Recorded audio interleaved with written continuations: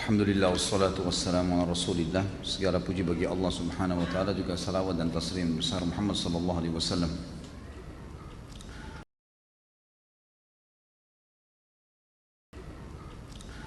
Bagaimana hukumnya membunuh semut, baik disengaja maupun tidak disengaja, berdosakah? Lalu bagaimana jika semut itu menggigit tubuh kita, lalu kita tepuk mati, salahkah kita? Dulu ketika kecil saya suka bermain membunuh semut dengan kaca pembesar, atau membunuh semut yang ada di buah rambutan yang merumuni makanan, menyiram minyak kawanan semut yang ada di lantai rumah. Apakah nanti di akhirat saya akan dibalas?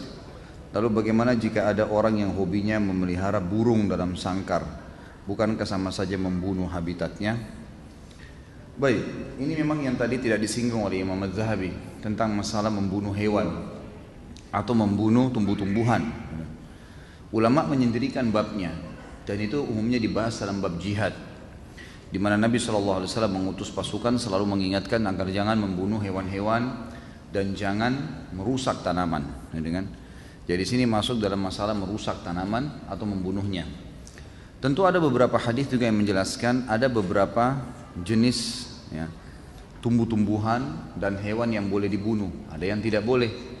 Seperti kasus hewan-hewan yang boleh dibunuh, kalajengking yang disebutkan dalam hadis, anjing yang semua tubuhnya berwarna hitam. Sebagaimana hadis Nabi SAW yang berbunyi, kalau kalian mendapatkan anjing yang semuanya hitam, maka itu adalah jelmaan dari syaitan. Bunuhlah, semua hitam ya, nggak ada sedikit pun bulu warna lainnya. Itu sebuah hadis sahih riwayat Imam Muslim. Contoh, kalajengking boleh dibunuh, hewan-hewan yang berbahaya, yang mengganggu manusia. Masuk dalamnya adalah nyamuk, ya, semut di sini kalau sampai mengganggu manusia, ya, yang mengganggu saja. Tapi kalau tidak mengganggu nggak boleh. Kalau tidak mengganggu nggak boleh. Dan kita harus tahu ada hadis Nabi SAW lain di riwayat Bukhari, fi kulli kabidin ratabatin ajr. Di setiap denyut kehidupan ada pahala. Jadi kalau justru ada semut di rumah, disapu, dikeluarin dengan niat ini juga makhluknya Allah, ya sudah saya keluarin, itu dapat pahala. Dibandingkan kita membunuh tanpa alasan. Ada sebuah riwayat Bukhari juga menjelaskan seorang Nabi Allah, tapi dalam hadis ini tidak disebutkan siapa nama Nabi itu. Allah murka padanya gara-gara dia pernah tidur di bawah sebuah pohon, kemudian digigit oleh semut. Lalu kemudian dia marah, semut itu dibunuh, lalu kemudian dia perintahkan pengikutnya untuk membakar seluruh sarang semut di bawah. Di bawah dia, di bawah pohon itu banyak ada sarang semut, dibakar semuanya. Maka Allah SWT mengutus Jibril kepadanya sambil berkata, apakah gara-gara semut satu kamu membunuh semut yang lainnya? Artinya yang mengganggu saja, yang tidak mengganggu gak usah, gitu kan? Jadi ini jenis hewan yang memang boleh dibunuh dan memang dia berbahaya. Ada jenis hewan yang boleh dibunuh tanpa berbahaya, seperti kita tahu hewan-hewan yang dimakan, ayam kan disembelih, kambing nanti Idul Adha ini, unta, gitu kan? Kuda, mungkin ada orang menyembelih kelinci, itu semua boleh, halal. Jadi ini hewan-hewan yang boleh dibunuh. Tapi hewan-hewan yang umumnya tidak ada sebab, tidak ada sesuatu yang berbahaya dari mereka, nggak boleh. Yang diambil daripada hadis jihad tadi. Sama dengan tanaman-tanaman. Ada tanaman yang boleh, seperti misalnya sayur-sayuran yang dicabut sama akarnya, ubi misalnya, gitu kan. Semua harus dicabut, yang otomatis mati, gitu kan. Maka itu tidak ada masalah, kena dikonsumsi, gitu kan. Tapi ada tumbuh-tumbuhan yang kalau tidak ada sebab, tidak dapat, terus tiba-tiba dibakar. Nah itu tidak boleh. Membakar itu berarti sama dengan membakar. Jadi membakar tumbuh-tumbuhan sama dengan membakar hewan, sama dengan membakar makhluk Allah yang lain. Ini tidak dibolehkan. Jadi di sini dipilah ya.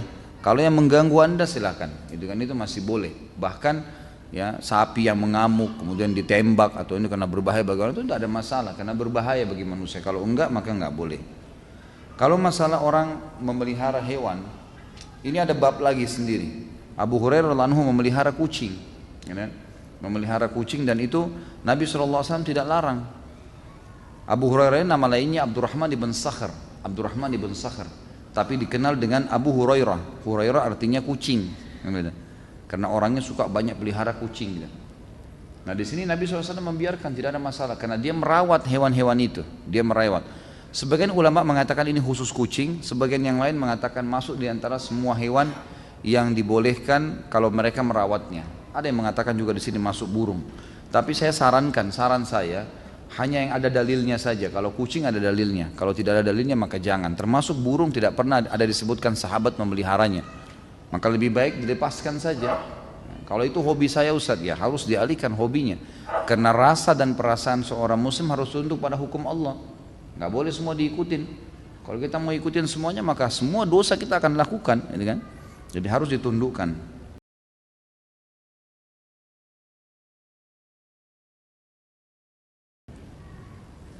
Apa benar hadis yang berbunyi barang siapa yang melakukan hubungan suami istri di malam Jumat, Kamis malam, maka pahalanya sama dengan membunuh 100 Yahudi? Ini dari mana hadisnya? Hah? Ini hadis maudhu, dusta. Nggak pernah ada. Sudah kalau mau berhubungan aja, nggak usah bawa hadis. Apalagi 100 Yahudi. Ini siapa yang iseng bertanya nih? Kalau mau bunuh Yahudi yang benar datang ke Palestina, nah itu baru benar.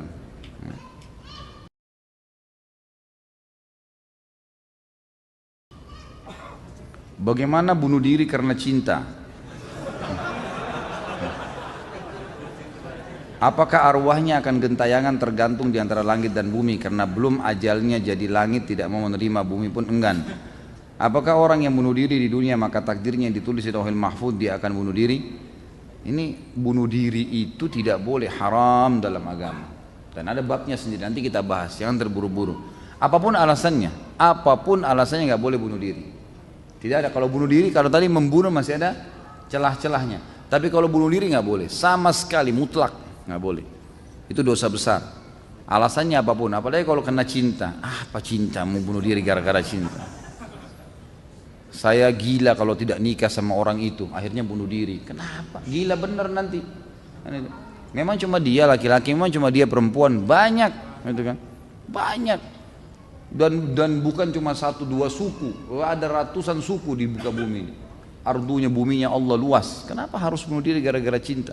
Ini karena tidak ada punya iman ini. Imannya nggak ada. Ada memang hadis yang berbunyi, ruh seorang mukmin akan bergantung antara langit dan bumi kalau utangnya masih belum dilunasi. Itu memang benar.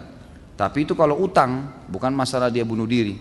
Kalau bunuh diri ya sudah tetap disiksa oleh Allah Subhanahu wa taala di kuburan karena dia melakukan dosa besar, gitu kan? Dan tidak ada namanya ruh gentayangan. Sudah kita jelaskan masalah ini.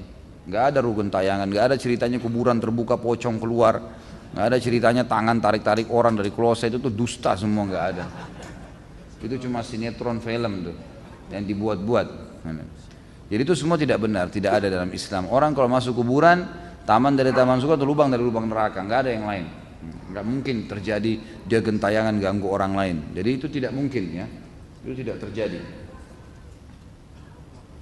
Kalau masalah takdirnya, ya memang dicatat di Lauhul Mahfuz, tapi itu takdir ikhtiar ya. Proses seseorang mati itu ikhtiar dia. Kasus ajalnya datang di mana, dicabut ruh oleh malaikat itu takdir mutlak. Saya sudah pernah jelaskan. Jadi takdir ada 2 macam, ada yang mutlak, tidak ada campur tangan kita di situ. Seperti kita mati di mana, ya itu, kapan itu sudah mutlak, Allah yang tentukan. Mau di lautan kah, mau di rumah kah, mau lagi tidur kah, mau lagi makan kah, mau lagi jalan, pokoknya tiba ajal mati. Tapi prosesnya yang membawa orang pada kematian itu ikhtiar. Seperti orang ikut berperang untuk mati syahid. Seperti tadi orang tahu nih listrik kalau berbahaya dipegang sama dia, akhirnya dia mati. Ya. Mengunjuk kekuatan, akhirnya mati. Nah ini berarti dia bunuh diri. Proses ini dinilai oleh Allah Subhanahu Wa Taala. Kalau dia prosesnya baik, dia kena mati syahid, membela kehormatan, maka kebetulan ajalnya datang, itu berarti dia ditutup dengan kebaikan. Tapi kalau proses ini dia buat keburukan, ya buruk. Lauhul Mahfuz tercatat, dia milih bunuh diri misalnya, itu dosa besar. Maka berarti dia berdosa di sini. Ya.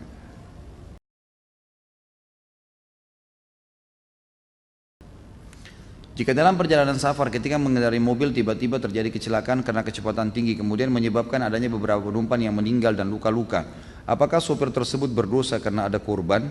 Jika diusut di peradilan biasanya si sopir akan dihukum beberapa tahun penjara. Jika sudah dihukum apakah dosanya sudah diampuni? Tentu dilihat di sini. Dia cepat itu memang cepat yang normal biasa, nggak ada masalah, terus terjadi kecelakaan ban tiba-tiba meledak ya, rusak dan seterusnya, itu lain, itu nggak ada dosa. Tapi kalau dia maksudkan, memang dia maksudkan, dia sengaja melakukan, kan dia tahu niatnya. Kalau dia niatnya maksudkan berarti dia menjadi penyebab dosa di sini. ada yang mati, ada yang luka, ya dia berdosa. Pastinya begitu. Pastinya begitu. Kalau ada orang sudah dihukum di dunia karena perbuatannya, tetap kita kembali kepada hukum syar'i. Hukum syar'i menjelaskan kepada kita ada dua jenis dosa. Ada dosa yang berhubungan dengan Allah saja, zina, tidak sholat, tidak puasa, tidak haji, antara dia dengan Allah. Dia taubat sama Allah, Allah terima, sudah selesai. Tapi ada dosa yang berhubungan dengan haknya manusia. Ini harus taubat kepada Allah dan mengembalikan haknya si manusia tadi. Seperti misalnya mencuri, menggunjing. Curi itu selain taubat kepada Allah, dia harus minta maaf kepada orang yang pernah dicuri barangnya, mengembalikan barang itu. Nanti ada bab dosa besar mencuri, itu akan kita panjang lebar bahas insya Allah. Maka di sini dia harus lihat, kalau dia memang sengaja ugal-ugalan bawa mobil, balap-balapan, akhirnya dia lihat ada orang yang saingin di sebelahnya, kemudian dia ikut-ikutan balap, padahal dia menumpang, banyak penumpang yang sana, dia terus kecelakaannya, dia berdosa. Ada yang terbunuh, ya dia penyebabnya. Sama kasus tadi sudah kita berikan contoh-contohnya. Itu berarti dia dapat dosa di situ. Masalah dia dihukum di sini, dia dihukum penjara, apakah sudah lepas hukumnya di akhirat? Tentu tidak.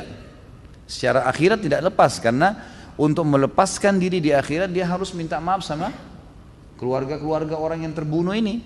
Di antaranya dalam Islam dia harus bayar denda.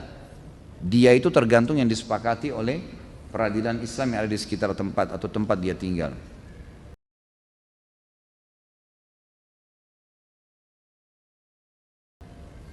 Bagaimana hukum KB dalam Islam, baik spiral, suntik maupun pil, apakah itu termasuk membunuh keturunan? Tentu saja tidak. Membunuh ini membunuh, jadi sudah tadi saya bilang kalau sudah 4 bulan ada ruhnya, lalu sengaja digugurin, nah itu membunuh. Kalau menggunakan spiral, menggunakan alat KB sebelum terjadi kehamilan, itu tidak ada masalah. Dalam banyak hadis, diantaranya hadis Bukhari, bahwasanya para sahabat mengatakan kami dulu berazal. Azal itu menumpahkan sperma di luar kemaluan istri, karena tidak mau hamil. Sementara Al-Quran, ayat Al-Quran turun dan kami tidak dilarang. Jadi dibolehkan berazal itu. Dan azal ini ulama tarik sampai sekarang dengan menggunakan alat-alat ya KB ini, dan kalau memang tidak ada hubungannya dengan hal-hal yang haram, gitu kan? Jadi nggak ada masalah. Ini di zaman Nabi SAW ada. Jadi yang membunuh memang sudah ada fisiknya lalu dibunuh. Nah, itu yang dimaksud.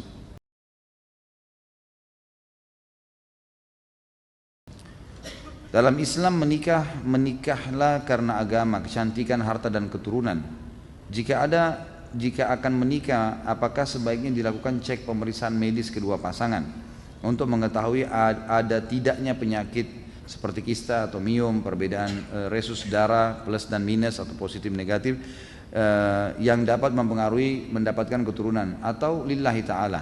Karena ada saudara anak yang menikah, ternyata setiap punya anak sudah 3 kali berturut-turut, umurnya tidak lebih dari 5 tahun lalu meninggal. Setelah diteliti ternyata adanya resus dan tidak bisa disatukan dari pasangan tersebut. Ada juga yang ternyata di rahim istri ada kista dan miom. Ada juga karena pergerakan sperma suami yang lambat dan faktor-faktor genetik. Bagaimana menyikapi hal ini? Sebenarnya bukan harus ya, boleh saja, gitu kan? Kalau dalam hadis sebenarnya bukan menikahi karena agama, karena kecantikan, harta dan keturunan, tapi itu opsi pilihan. Ada yang opsi pilihan seperti misalnya kecantikan dan harta ini opsi pilihan. Tapi kalau agama dengan keturunan ini memang perintah, jadi kan memang harus dibedain. Seperti sabda Nabi SAW, kalau datang kepada kalian, kepada wanita dan walinya yang kalian ridhoi agama dan akhlaknya, maka terima lamarannya. Kalau tidak terjadi kerusakan di muka bumi. Berarti di sini tidak ada opsi nih, penekanan harus dipilih, gitu kan? Kalau datang yang soleh diterima lamarannya. Laki-laki juga begitu, perempuan dinikahi karena kecantikan, karena keturunan, ya, karena harta dan karena agama. Tapi dahulukan agama, ada perintah penekanan masalah agama, tidak ada opsi di sini. Ya, tapi yang 3 tadi, keturunan, agama, keturunan, harta dan juga kecantikan, fisik ini adalah pilihan. Ya, ada opsi-opsi di situ. Tapi kalau agama nggak ada opsi, jadi kita bedain di sini ya. Termasuk masalah keturunan sebenarnya betul, itu bukan opsi ya, tapi dia memang satu hal yang memang harus diperhatikan. Kalau sekarang sudah ada teknologi canggih bisa periksa, sangat bagus. Ya, sangat bagus, tapi itu bukan suatu hal yang harus diharuskan ya. Kalau dalam Islam sudah diajarin caranya untuk mengetahui orang ini subur atau tidak, itu kan sudah dilihat dari keturunan orang tuanya, dari jalur orang tuanya. Saya sudah pernah sampaikan, salah satu metode untuk ta'aruf dalam Islam, 3 hal: melihat fisiknya yang menarik buat kita, yang dibolehkan wajah dan telapak tangan, kemudian kita melihat untuk mengetahui nanti gen kita ke bawah keturunan, baik itu secara fisik, subur atau tidak, atau secara karakter, kita cukup melihat keluarga ayahnya. Keluarga ayah laki-laki dan keluarga ayah perempuan ini dilihat. Kalau umumnya mereka subur, punya keturunan banyak, gitu kan, secara fisik kita lihat mungkin orangnya kita ingin keturunan kita nanti tinggi besar atau berkulit putih misalnya, itu semua dari gen ayah, jalur ayah si perempuan dan jalur ayah si laki-laki. Kalau karakter, jalur ibunya, ya, jalur ibu si istri dan jalur ibu si suami, itu sudah cukup sebenarnya, sudah cukup. Tapi kalau ada orang mau mengadakan penelitian atau pengetesan secara medis, itu boleh-boleh saja, nggak ada masalah, gitu kan. Itu insya Allah tidak ada masalah, tidak ada larangan dalam masalah itu ya. Tapi tidak dikatakan salah kalau orang tidak melakukannya, karena ini sudah diajarkan. Dan yang ketiga, kita melihat setelah mengenal keluarganya, kita melihat lingkungannya, di mana dia bekerja. Jadi kalau mau menikah tinggal tanya, kamu kalau weekend kemana saja? Oh, saya kalau weekend biasanya di karaoke ini, biasa di diskotik ini, biasa saya minum bir di sini dan seterusnya, ya sudah tahulah, itu kan. Nah, jadi sudah bisa diambil. Tapi kalau saya kalau weekend ke taklimnya Ustadz Khalid di Blok M, misalnya kan lain.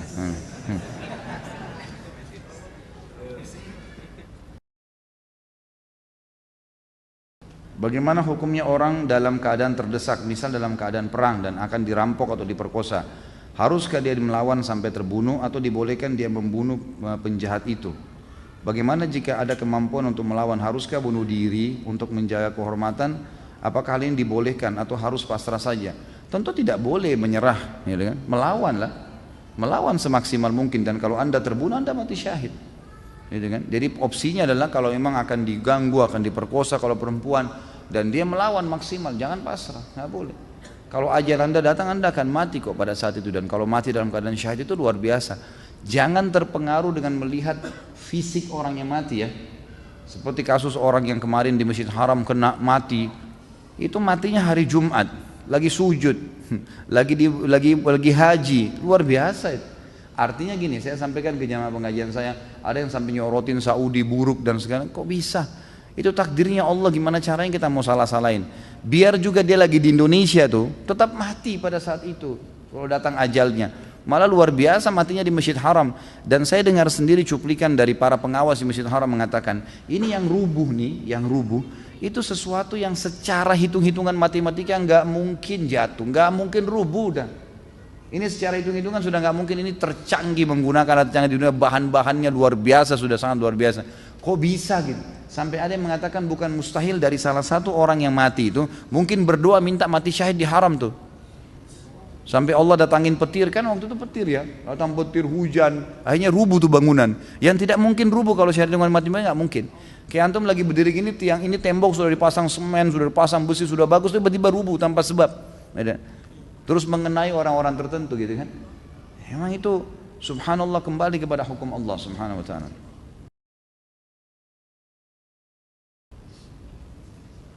Bagaimana hukumnya bagi orang yang aborsi sekalipun dalam usia dini 1, 2, 3 bulan sebelum ditiupkan ruh dalam janin?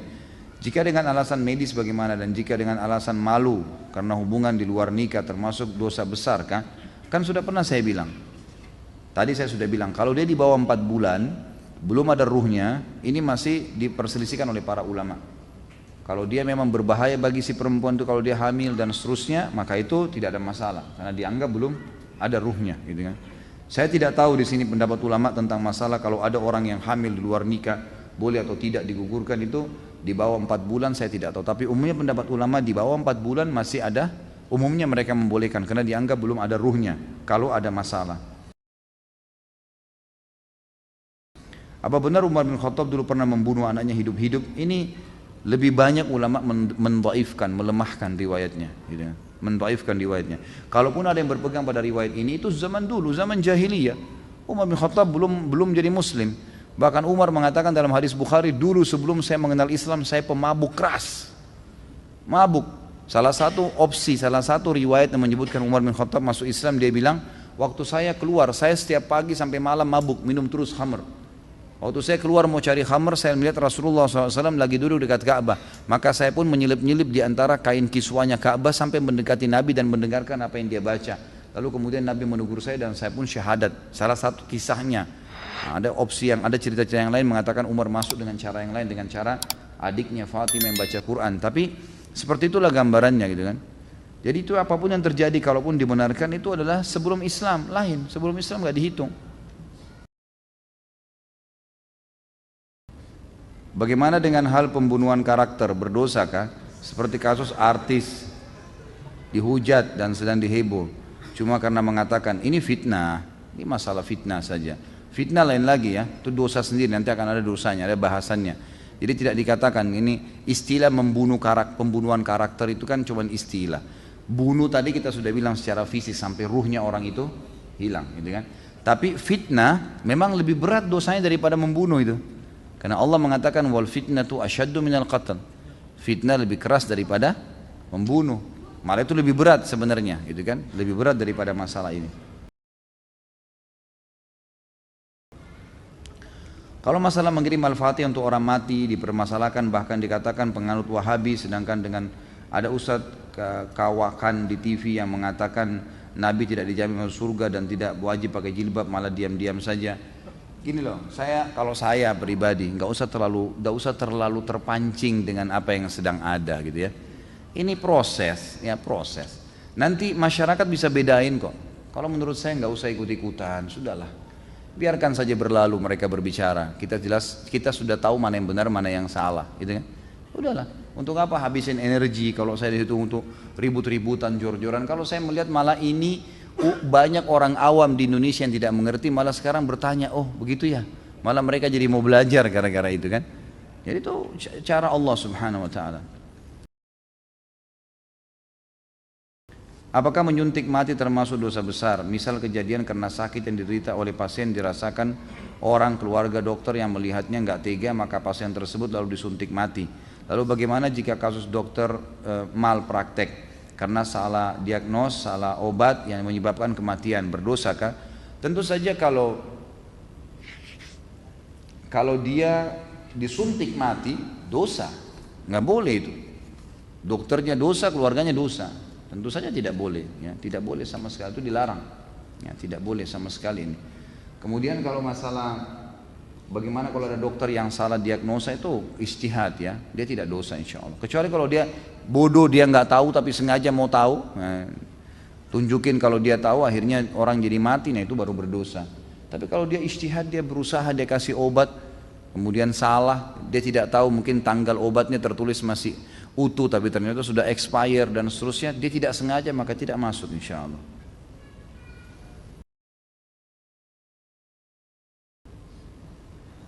Ustadz, pertanyaan 3 in 1, singkat padat tapi banyak.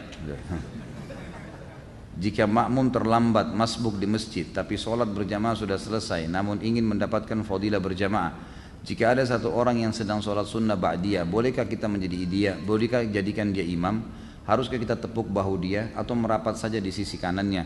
Bagaimana jika kita jumpai sudah di posisi tahiyat akhir? Apakah kita langsung ikutan saja tahiyat akhir dengan niat di hati sholat wajib? Jadi di sini tentu saja tepuk dia untuk memberikan isyarat. Dia berdiri atau dia duduk, supaya dia tahu. Jangan tiba-tiba dia kaget ada orang di sebelahnya gitu kan. Jadi ditepuk saja, memberikan isyarat. Masalah dia terima nggak terima jadi imam mungkin karena tidak paham, itu nggak apa-apa. Yang penting antum sudah kasih isyarat. Termasuk kalau dia tahiyat terakhir, tepuk pundaknya langsung takbir, duduk tahiyat sama dia. Karena memang dibolehkan mengikut orang yang sholat wajib, boleh ikut. Antum masuk di masjid, imam lagi sholat tarawih, kita belum sholat isya, jangan sholat sendiri, ikut sama imam. Karena boleh orang yang sedang sholat sunnah di belakangnya orang sholat wajib niatnya. Karena pernah terjadi zaman Nabi SAW dalam hadis Bukhari, Abu Bakar pernah sholat menjadi imam dari sahabat yang belum sholat berjamaah karena dia datang telat dan dia sendirian. Waktu Nabi SAW bilang siapa yang mau bersedekah buat dia, saudaranya ini, maka Abu Bakar berdiri. Abu Bakar menjadi imam, padahal Abu Bakar sudah sholat tadi. Berarti hukumnya sudah sunnah bagi Abu Bakar tuh. Tapi karena dia lebih afdal, maka dia pun akhirnya menjadi imam. Apakah orang yang putus asa karena penyakit yang dideritanya atau orang tua tak kunjung sembuh, kemudian beliau berkata, jika seperti ini rasanya saya ikhlas mati saja, bolehkah beliau, berdosakah beliau, bagaimana menasihati supaya tetap semangat hidup? Tentu saja semoga Allah Subhanahu wa taala menyembuhkan semua orang yang sakit dari muslimin, mengangkat masalah-masalah yang sedang dihadapi, dan itu terus kita doakan. Saya juga mengajak diri saya dan teman-teman sekalian untuk rajin berdoa. Itu harus kita lakukan memang ya. Semoga saja dikabulkan apa yang dikatakan tadi. Kemudian kalau orang yang sakit dalam kondisi betul-betul dia parah, maka ada hadis Nabi SAW yang berbunyi, jika seseorang, kata Nabi SAW, di antara kalian, janganlah seseorang dari kalian berharap kematian, meminta kematian. Tapi kalau dia betul-betul dalam kondisi tidak bisa tahan, dia mengatakan, ya Allah, hidupkanlah saya kalau mati lebih baik buat saya, dan matikanlah saya kalau mati lebih baik buat saya. Itu yang boleh dikatakan. Atau kurang lebih hampir sama dengan apa yang dikatakan tadi di sini. Mana yang saf lebih utama jika ada dua lantai masjid, saf terakhir di lantai bawah atau saf pertama di lantai atas? Saf pertama, walaupun di lantai atas. Jadi tetap saja asal dia bersambung, tinggal di bawah atau di atas itu sama aja. Pak Ustaz, saya mau tanya, kalau kurban buat orang yang masih hidup, apa ini? Korban buat orang yang masih hidup, orang yang sudah meninggal atau buat diri sendiri, ada dalilnya tidak? Kita kurban atas nama Nabi, boleh tidak Pak Ustaz? Jadi tentu pendapat ulama tentang masalah sampaikah pahala kurban untuk orang yang sudah meninggal, khilaf di antara ulama. Beranjak daripada hadis Nabi, waktu beliau menyembelih, beliau mengatakan ini untukku dan umatku yang belum menyembelih. Dari hadis inilah berselisih pendapat ulama. Ada yang mengatakan yang dimaksud di sini, yang mengatakan tidak ada lagi pahala sembelihan untuk orang mati, beranjak daripada hadis ini juga. Mereka mengatakan yang dimaksud oleh Nabi SAW adalah umatnya yang masih hidup, yang tidak sempat menyembelih. Pendapat kedua yang mengatakan bahwasanya sampai pahala sembelihan untuk orang mati, beranjak daripada hadis yang sama. Mereka mengatakan yang dimaksud oleh Nabi SAW ini untukku dan umatku yang belum menyembelih, yang hidup dan yang sudah mati. Dan banyak dinukil dari perkataan para salaful ummah. Kalau diantaranya Ibnu Taimiyah pernah menukil perkataan kalau zabah itu sembelihan juga akan sampai kepada orang-orang yang sudah meninggal, karena ada beranjak daripada hadis tadi. Allahu a'lam. Apabila seorang wanita tidak dinafkahi dengan benar selama belasan tahun, sehingga si wanita harus meminta makan dan kebutuhan harian dari orang tua si wanita, apakah si wanita boleh mencari nafkah sendiri dengan meninggalkan anak-anak mereka di rumah, anak-anaknya dititip ke keluarga? Bisa. Dan bahkan dia bisa mengambil harta suaminya diam-diam, gitu kan? Itu disebutkan dalam hadis Bukhari. Tapi yang dia ambil hanya haknya. Beranjak daripada hadis Hindun, istri Abu Sufyan, yang pernah mengatakan, ya Rasulullah, Abu Sufyan orang yang sangat pelit, tidak pernah mau tahu kebutuhan saya sama anak saya, pokoknya nggak pernah kasih duit. Dia pulang cuma tahu sudah ada makanan. Ini super luar biasa gitu. Maka kata Hindun, ya Rasulullah, boleh nggak saya ambil duitnya Abu Sufyan? Kata Nabi SAW, boleh kau ambil, tapi hanya kebutuhanmu sama anakmu saja, jangan lebih haram, mencuri, gitu kan? Artinya nafkah itu sesuatu yang kalau tidak ada, tidak bisa jalan roda kehidupan, maka itu dibolehkan, sebatas itu. Tapi kalau dia mau bekerja misalnya, karena suaminya nggak kasih duit, memang tidak penuhi ya.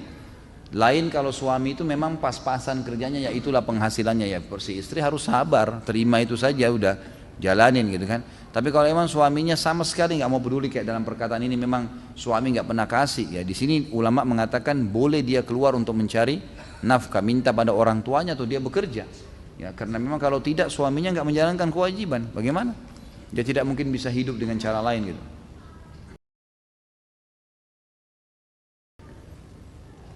Mau tanya mengenai kisos. Kita yang tinggal di Indonesia tidak menggunakan kisos. Apakah dosa kita tidak diampuni apabila belum sesuai hukum kisos? Misal pencuri seharusnya dipotong tangan, namun hukum di Indonesia hanya di penjara. Bagaimana kita apabila pernah berdosa mencuri? Apakah cukup dengan taubat tanpa dikisos? Tentu saja taubat sudah mencukupi ya. Taubat mencukupi. Kalau dia sudah taubat, insya Allah sudah cukup. Nggak perlu lagi dia dikisos. Nabi SAW seringkali kalau ada sahabat yang datang mengeluh minta dikisos, itu beliau langsung mengalihkan.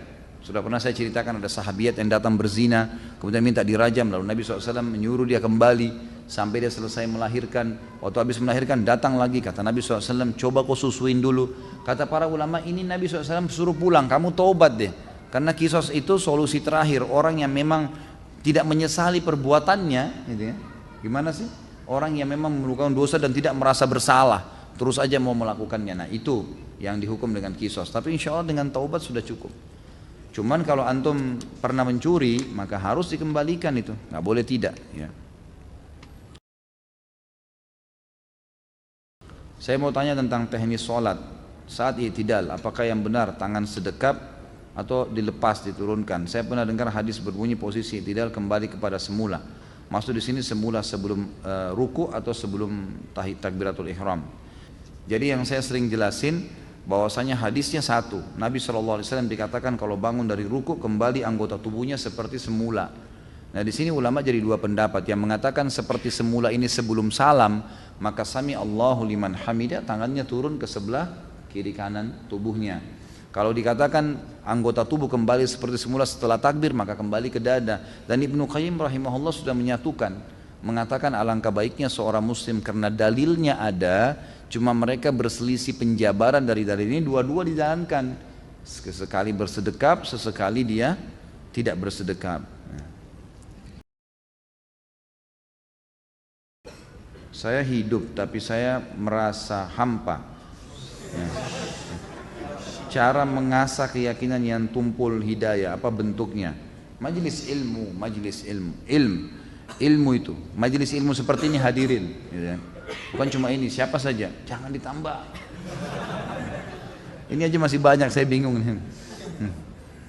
Jadi majelis ilmu selalu hadirin, jadwalin, bukan cuma di sini, bukan cuma Rabu malam nih, di mana saja ada.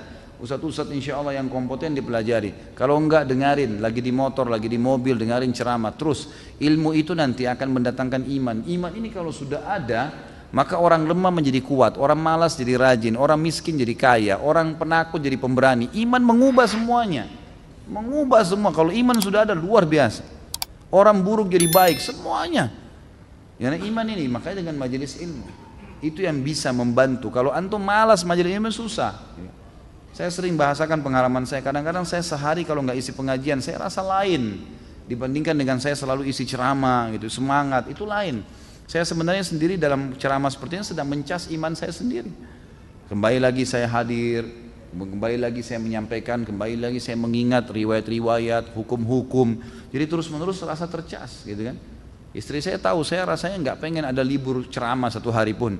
Jadi walaupun dalam satu hari cuma sekali saya ceramah, kalaupun saya di rumah, saya berusaha kadang-kadang kalau waktu lowong saya balas SMS atau WhatsApp di mana orang bertanya agama, jadi tersibukkan dengan itu. Majelis ilmu itu penting, ilmu itu yang bisa membentuk keimanan, dan iman kalau sudah ada aman semuanya, semuanya bisa berubah. Kapan baiknya anak laki-laki disunat atau dikhitan? Bolehkah sejak masih bayi, jika sudah dewasa belum dikhitan, apakah tetap harus dikhitan? Apakah anak perempuan juga dikhitan? Karena saya pernah membaca hadis khitan disunnahkan bagi kaum laki-laki dan mulia bagi kaum wanita. Sahihkah hadis ini riwayat Baihaqi? Maka di sini wajibkah perempuan dikhitan disunat juga? Tapi saya tidak tahu bagian apa yang mau disunatnya. Baik. Tentu saja boleh, kapan saja dikhitan. Kalau anak saya khitan dari bayi. Kalau anak saya pribadi itu dari bayi sudah saya khitankan, yang laki-laki, dan alhamdulillah sangat baik gitu kan. Sangat baik. Yang saya tahu juga di zaman Nabi SAW itu bayi biasanya baru lahir sudah dikhitan. Dan itu jauh lebih baik ya. Dia tidak terlalu merasakan sakit seperti kalau dewasa gitu kan. Dan juga ternyata disurvei pertumbuhan badan dan fisik mental orang yang dari bayi disunat itu lebih baik gitu. Maka ini tentu lebih baik opsinya. Kalau perempuan apakah dikhitan, ini khilaf di antara ulama. Ada yang mengatakan dikhitan, ada yang mengatakan tidak. Kalau hadis Baihaqi dihasankan oleh para ulama tadi yang disebutkan, maka ada yang mengatakan dikhitan, tapi khitannya khitan kan itu sebenarnya artinya memotong sesuatu dari kemaluan, gitu kan? Makanya dikatakan laki-laki dikhitan dipotong kulit bagian atas. Kalau perempuan pun seperti itu pemahamannya kalau secara etimologi. Tapi ternyata para ulama mengatakan khitan perempuan berbeda. Ya, itu dibersihkan di bagian tertentu dan itu biasanya memang bagian bidan, suster di rumah sakit kita sudah tahu gitu. Saya juga punya anak perempuan dan saya tanyakan ke istri saya, maka dia mengatakan anak-anak perempuan ini biasanya bukan seperti laki-laki, tidak dipotong sesuatu tapi dirapikan dengan cara mereka lebih mengerti, gitu kan. Allahu alam, saya juga tidak tahu bagaimana, tapi yang jelas seperti itu jawaban dari ya dokter atau bidan yang ada di rumah sakit pada saat anak saya dikhitan. Ada jenis tanaman hias yang memiliki kadar racun tinggi dan sering dijual di pasaran. Tanaman ini juga sering dijadikan buat mainan anak-anak kecil di kampung. Apakah menanam tanaman ini bisa tergolong membuka pintu untuk membunuh? Tentu saja kalau memang kita tahu itu berbahaya ya, maka itu tidak boleh. Sebaiknya memang dijauhi, dihindari.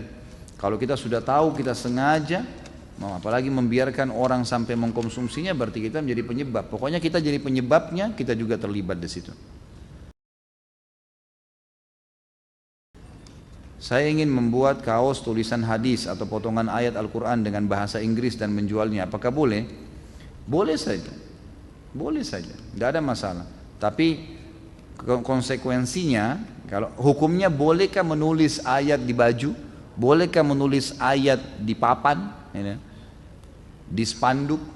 Di apa saja? Boleh. Hukumnya boleh. Gitu kan? Tapi di sini dilihat adabnya. Kalau dia menulis ayat-ayat tersebut, apalagi di kayak baju kaos yang akhirnya dipakai ke kamar mandi dan seterusnya, di WC, maka itu tidak dibolehkan, ya kan? Kalau sampai dia pakai ke WC atau nanti orang yang pakai tidak bertanggung jawab malah diolok-olok ayat-ayat itu lain. Tapi hukumnya saya tahu saya boleh. Bahkan termasuk kalau dia masuk kamar mandi misalnya dibuka dulu sama dia itu lain, tidak ada masalah, nggak ada sesuatu yang salah di situ. Bahkan sekarang memang kalau saya pribadi, saya mendukung kalau ada baju-baju kaos yang ditulis dengan simbol-simbol Islam ya. Aku cinta Allah misalnya, aku cinta Rasulullah SAW, aku cinta dengan Islam, atau apalah kata-kata positif yang memang menunjukkan kekuatan Islam, ada cintanya kepada Islam, itu boleh-boleh saja. Setahu saya nggak ada masalah. Apakah kakek atau adik buyut itu termasuk kategori silaturahim? Tentu saja. Semua yang punya hubungan darah, ke atas, ke bawah, ke samping, kiri kanan semuanya, kakek, nenek, ke atas, saudara-saudaranya semuanya, kemudian anak, cucu dan semuanya yang berhubungan dengan mereka, kemudian saudara, saudari, paman, tante, semuanya itu yang punya hubungan darah. Apakah menjual alat musik untuk keperluan mendadak diperbolehkan? Setahu saya tidak boleh alat musiknya, haram. Satu-satunya cara, ada pendapat ulama yang mengatakan kalau tadinya orang itu pemusik, lalu dia taubat, alat musiknya dijual kepada orang kafir, bukan kepada orang muslim lagi, yang dasarnya dalam agama mereka itu tidak ada masalah. Kemudian danahnya dia kembalikan uang dia, uang modal dia yang dasarnya dia pakai beli alat itu jadi halal buat dia. Tapi kalau dia transaksikan, dia jual beli alat musik, ini nggak boleh, masuk dalam kategori yang dilarang.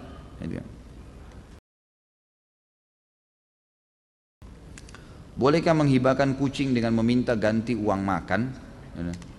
Kalau kucing tidak boleh ditransaksikan ya, jadi sebaiknya hindari. Jangan diminta balasan, gitu kan.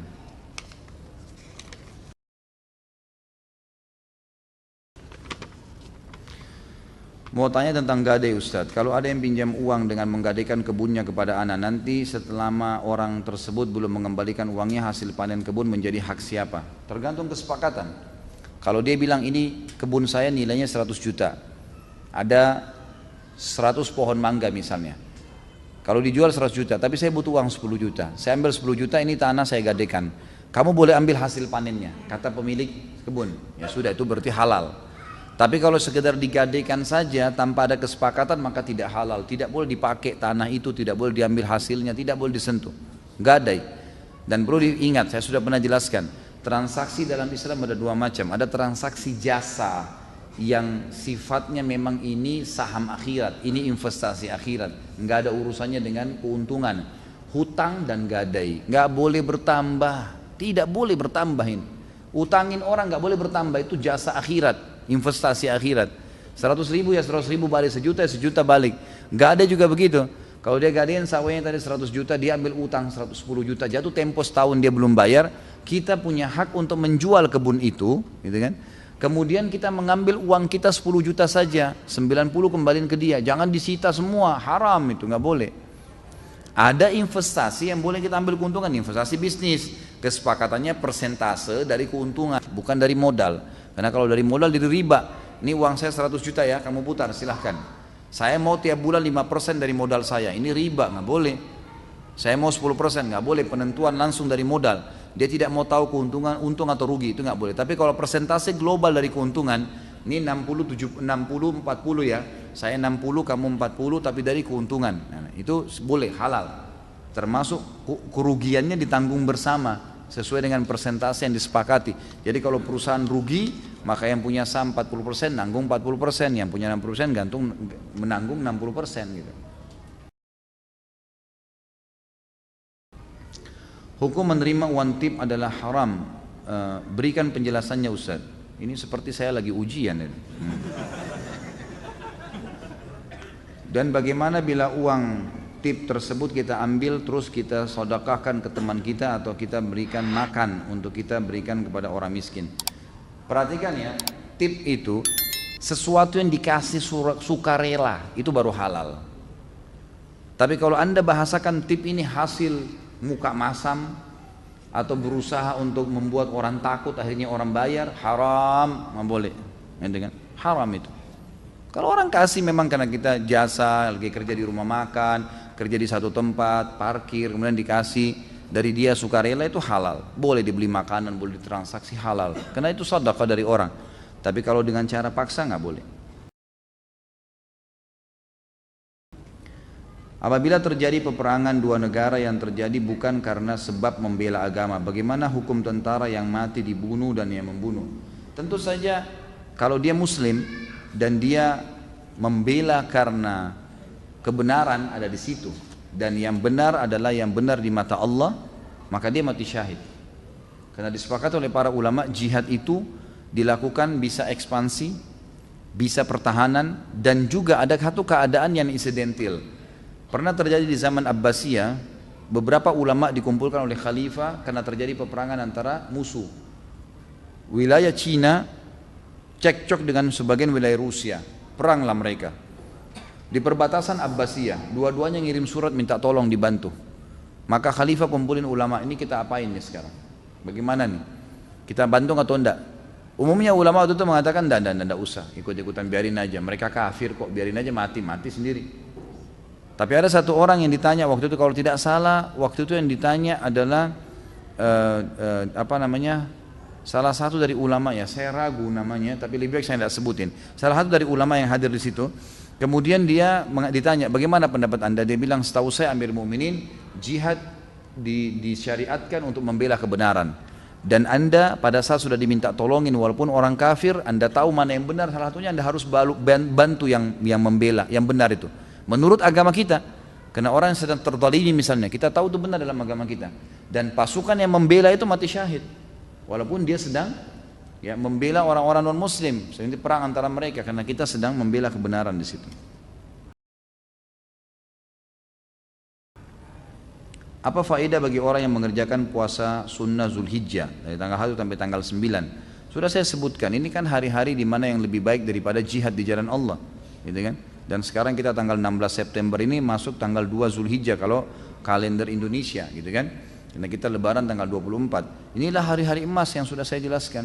Hadis Nabi SAW, tidak ada hari-hari sepanjang tahun di mana amal soleh kalau dikerjakan dalamnya sunnah atau wajib lebih Allah cintai daripada yang dikerjakan di 10 awal bulan Zulhijjah.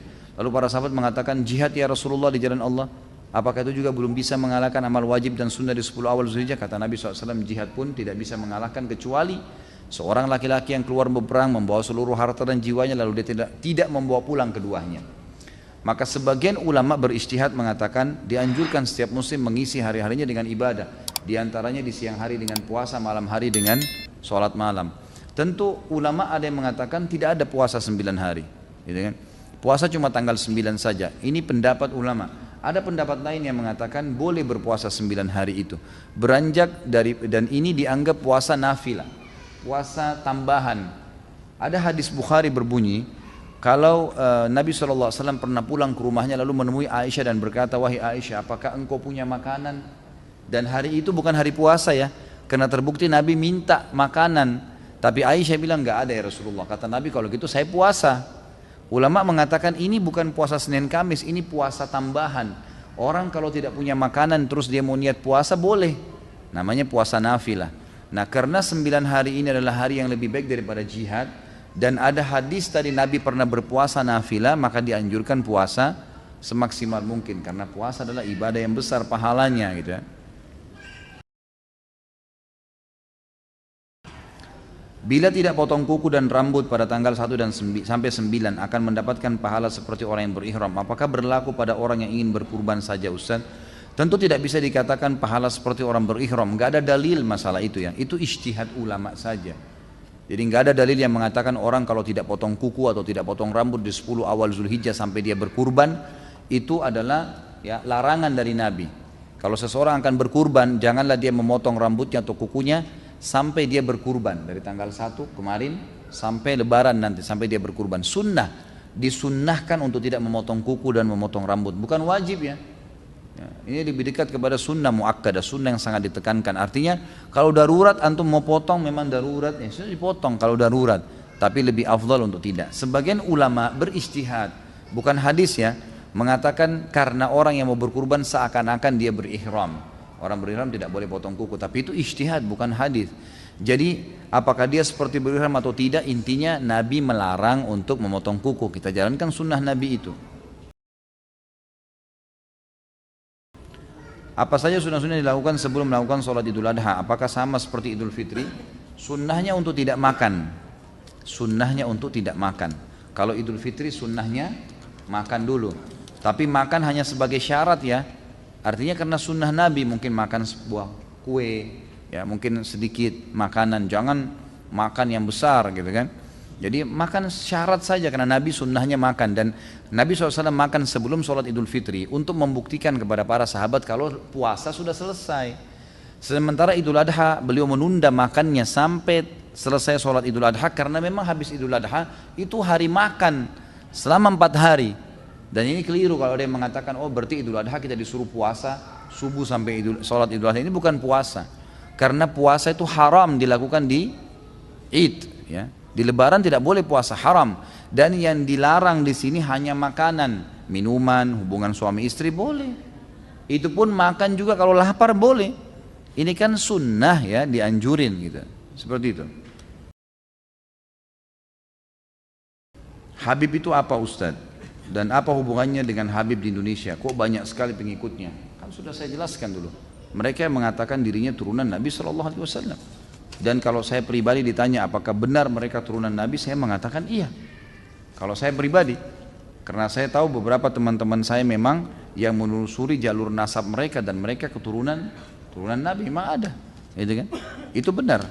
Tapi apakah mereka semuanya benar? Ya ini tinggal dilihat secara individu, gitu kan? Secara individu. Kalau yang mengikuti sunnah Nabi SAW berarti benar. Mengikuti kakek-kakek mereka ya benar. Tapi kalau mereka menjadi pentolan-pentolan justru seperti yang mengikuti Syiah, mengkafirkan sahabat, mengatakan Quran kurangnya, ini tidak ada hubungannya dengan jalur keturunannya. Makanya Nabi SAW pernah berkata, wahai Fatimah, lakukanlah kebaikan-kebaikan karena saya tidak bisa menolong kau di sisi Allah. Sampai bahkan Nabi SAW memanggil Bani Hashim, sukunya, lakukanlah kebaikan-kebaikan. Wahai Abbas, pamannya, lakukanlah kebaikan-kebaikan. Patuhlah pada Allah karena saya tidak bisa bantu kalian apapun. Kalau kalian memang melakukan kemaksiatan akan dihukum sama Allah. Tapi kalau kalian baik maka dapat syafaatku. Gitu kan? Seperti itu.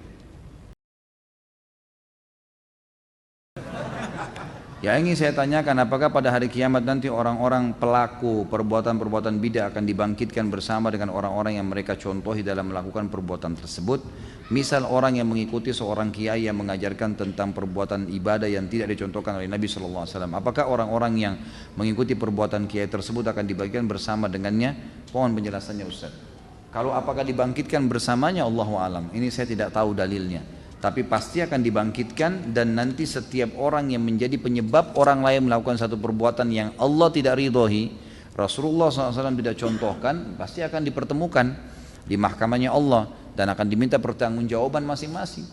Itu ada di riwayat masalah itu, tapi apakah dibangkitkan secara bersamaan ini saya tidak tahu dalilnya. Di kampung daerah saya di Gunung Kidul banyak sekali kasus bunuh diri dengan gantung diri. Kira-kira 3 hari yang lalu terjadi di tangga saya bunuh diri dengan gantung diri di dapur. Dan yang saya tanyakan pengurusan jenazahnya ya Ustaz, terutama bolehkah kita mensolatkannya? Kalau ulama nggak boleh mensolatinya. Kalau ulama dianjurkan untuk tidak mensolati orang yang bunuh diri dan orang yang masih punya utang. Karena memang ada hadis yang menjelaskan masalah itu. Jadi para ulama tidak sholat, tapi umumnya muslimin boleh mengerjakan jenazahnya, memakamkannya, dan semoga saja Allah ampuni selama tidak berbuat syirik. Memang dosa besar ya, bunuh diri itu dosa besar, tapi tetap disolatin, diurus jenazahnya. Bagaimana dosa membunuh hewan cecak? Di rumah banyak cecak, membuang kotoran di lantai. Membunuh cecak pahala. Ini bagus pertanyaannya. Saya tadi lupa jelaskan. Jadi ada hewan malah kalau dibunuh dapat pahala. Di antaranya cecak itu, hadis Bukhari.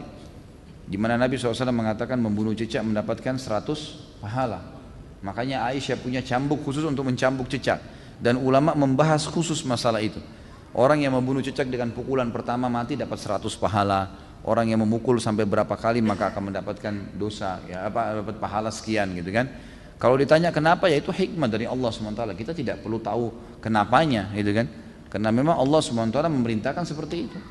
Ya, kita jalankan. Kalau kita temukan nanti hikmahnya, ya Allahu a'lam. Walaupun ada yang mengatakan kan cecak ada manfaatnya Ustaz, makan nyamuk, ya itu lain. Kita tidak bahas masalah itu, tapi karena adanya perintah agama. Kita sujud ke Ka'bah bukan karena Ka'bahnya, karena ada perintahnya, bukan karena batunya, gitu kan? Nabi Khidir membunuh anak yang sedang dia temuin di jalan bukan karena dia benci anak itu, tapi karena perintah Allah dari situ. Lain. Kita masuk di kancah peperangan membunuh orang kafir bukan karena orang kafirnya, tapi karena perintahnya. Kita disuruh mendakwai seseorang dan kita disuruh membenci keyakinannya, bukan individunya, bukan fisiknya. Maka itu perintah Allah Subhanahu wa taala. Kita puasa tidak makan, ya memang kena perintah Allah, walaupun bukan karena kita benci makanan itu. Jadi difahamin ya. Saya mau tanya, apabila kita tidak sempat sholat sunnah qobliyah di masjid, lalu saya kerjakan setelah sholat wajib di rumah, hukumnya gimana Ustaz? Boleh saja, asal bukan setelah, sebenarnya boleh ya, hukumnya secara global boleh. Kalau anda sudah sering melakukan amal-amal sunnah ini, misalnya sholat qobliyah rutin dikerjakan, qobliyah duhur, ya, qobliyah asar, kemudian apalah ya, qobliyah subuh yang dikenal dengan sunnatul fajr, itu kalau sudah rutin dikerjakan, kemudian satu waktu kita masuk masjid sudah iqamah, maka di sini ulama sepakat mengatakan bolehnya dia kerjakan setelah sholat wajib tersebut, walaupun itu waktu dilarang. Karena ada riwayat Bukhari menjelaskan bahwa Nabi SAW setelah sholat asar beliau sempat berdiri kemudian sholat sunnah, lalu sahabat semua duduk, gak ada yang ikut. Setelah itu Nabi SAW ditanya oleh para sahabat, ya Rasulullah, apakah wahyu turun? Ada perubahan dalam masalah sholat? Selama ini anda mengingatkan kami tidak ada ba'di asar. Kata Nabi SAW, ini sholat ba'diyah duhur saya, yang saya tadi lupa karena tersibukkan oleh satu kaum yang datang memiliki hajat dengan saya, maka sekarang saya kerjakan. Sama dengan hadis Nabi yang berbunyi, kalau seseorang lupa sholatnya maka dia kerjakan kapan dia ingat. Ciri-ciri orang munafik itu apa saja Ustaz? Apakah dosa-dosa kemunafikannya bisa terhapuskan dengan taubat? Nabi sudah sebutin kan, kalau dia berkata dia dusta, kalau dia diberikan amanah dia berkhianat, kalau dia berjanji dia mengingkari janjinya, dan kalau dia berdebat dia curang, gitu kan? Nah, dia selalu menggunakan cara-cara curang, cara-cara metode yang haram dalam agama. Maka itu ciri-ciri orang munafik. Jangan terpengaruh dengan namanya, karena pimpinan orang munafik di Madinah namanya Abdullah, gitu kan? Jadi kalau sekarang muncul di TV namanya Muhammad, Yusuf, Ahmad, kemudian benci Islam, itu biasa. Saya sih nggak kaget gitu kan. Ya. Jika seseorang meninggal di hari Jumat, apakah bebas dari siksa kubur? Iya. Jawabannya iya. Memang itu ada hadis sahih riwayat Bukhari menjelaskan masalah itu. Mengenai sunnah dalam berkurban, apakah Rasulullah meniatkan atau membeli hewan kurban untuk setiap istri-istrinya dan anak-anaknya? Ini nggak ada riwayat khusus menjelaskan masalah itu. Tapi Nabi SAW tadi saya bilang pernah mengatakan ini untukku dan umatku yang belum menyembelih. Setahu saya ulama fikih mengatakan lebih afdal difahamin bahwasanya kurban itu ibadah individual. Jadi kalau misalnya suami punya uang, istri juga punya uang, masing-masing punya tabungan, sampai pada Idul Adha dan mereka cukup membeli hewan kurban, maka dua-duanya wajib mengerjakannya. Jadi secara individu, jangan karena suami sudah kerjakan istrinya menganggap gugur, itu nggak boleh. Ya. Dosa apa saja yang seorang muslim terancam kekal di neraka? Tolong dijelaskan. Jadi mati dalam keadaan kafir, syirik, munafik, ya. Kemudian membunuh seorang muslim, ya, secara sengaja tadi orang mukmin, itu yang disebutkan murtad dari agama. Selain daripada itu Allah alam yang saya tahu tidak ada yang kekal di neraka. Tidak ada, insya Allah diampuni oleh Allah Subhanahu Wa Taala. Bagaimana hukumnya orang yang mengatakan istilah sunnah Rasul yang populer di masyarakat di malam Jumat adalah penghapusan istilah? Ini kan sudah dijelasin. Yang dimaksud pertanyaan di sini bukan amalannya Ustaz, tapi kata secara etimologisnya, bahasa. Seolah-olah kata sunnah Rasul itu hanya diidentikan dengan hubungan suami istri. Padahal sunnah Rasul ini kan banyak, ada memanjangkan jenggot, tidak isbal. Apakah orang yang mengatakan istilah kata sunnah Rasul tersebut sebaiknya kata tersebut tidak digunakan? Sebenarnya hadis ini sudah saya katakan, saya pribadi nggak menemukan hadis itu. Saya nggak menemukan hadis itu masalah orang berhubungan biologis di malam Jumat, tapi yang ada hari Jumat. Kalau masalah memang orang mau menjalankan hubungan suami istri di hari Jumat dan malam Jumat itu sudah dianggap hari Jumat, maka boleh dia mengatakan, oh ini karena sunnah Rasul, boleh, nggak ada masalah. Kalau masalah dikatakan identik sunnah Rasul dengan biologis, ya memang benar, karena itu kan memang sedang menjalankan sunnah Rasul. Tapi bukan berarti menutup perilaku-perilaku yang lain. Sholat sunnah juga benar, memelihara jenggot juga benar. Semua yang kita lakukan adalah sunnah Rasul. Sama halnya kalau orang bilang pelihara jenggot itu sunnah Rasul, benar. Sebagaimana dia katakan hubungan biologis dari Jumat sunnah Rasul, karena memang itu semua ada hadisnya kan. Berarti memang sunnah Rasul, tidak ada sesuatu yang salah di situ. Bagaimana hukum membunuh binatang tanpa hak seperti berburu untuk senang-senang? Apakah termasuk dosa besar? Kalau dia berburu niatnya untuk makan itu halal. Tapi kalau dia berburu hanya untuk membunuh hewan sembarangan itu nggak boleh, haram itu. Surah Al-Maidah menjelaskan masalah itu. Jadi hewan ayat 4 ya menjelaskan tentang kita bolehnya mengkonsumsi, boleh menggunakan anjing berburu, boleh berburu bila yang kita buru itu adalah hewan-hewan yang dimakan. Allah suruh makan, artinya hewan yang halal untuk dimakan. Selain itu tidak boleh. Jadi kalau hanya senang-senang apa saja hewan yang dilihat main ditembak saja sembarangan itu nggak boleh dalam Islam. Ya. Di samping rumah Anda ada tanah kosong, pemiliknya sudah meninggal dan tidak mempunyai ahli waris dan tanah tersebut tidak ada yang mengurusi selama 30 tahun. Bolehkah tanah itu ditanami dan hasilnya bagi-bagi tetangga? Sebaiknya jangan, itu tanah syubhat, jauhi. Jangan, tidak usah. Ya, insya Allah ada rezeki beli langsung sayur jadi, nggak usah repot-repot tanam. Karena itu bahaya, syubhat ya. Apakah merokok termasuk membunuh? Iya, membunuh itu haram. Saya kemarin live di Bisol, ada satu bapak yang telepon. Dia bilang, Ustadz, saya membahas yang minggu lalu nih Ustadz. Katanya Ustadz bilang rokok itu haram begini begitu dengan beragam dalil. Tapi kan Ustadz dari sebelum Ustadz lahir dan saya pun lahir gitu kan, ini sudah ditahu kalau rokok itu makruh gitu. Kenapa kok sekarang tiba-tiba berubah nih? Ternyata hostnya pintar nih yang temanin saya itu, dia bilang, Pak sebentar, Bapak masih merokok? Dia bilang iya.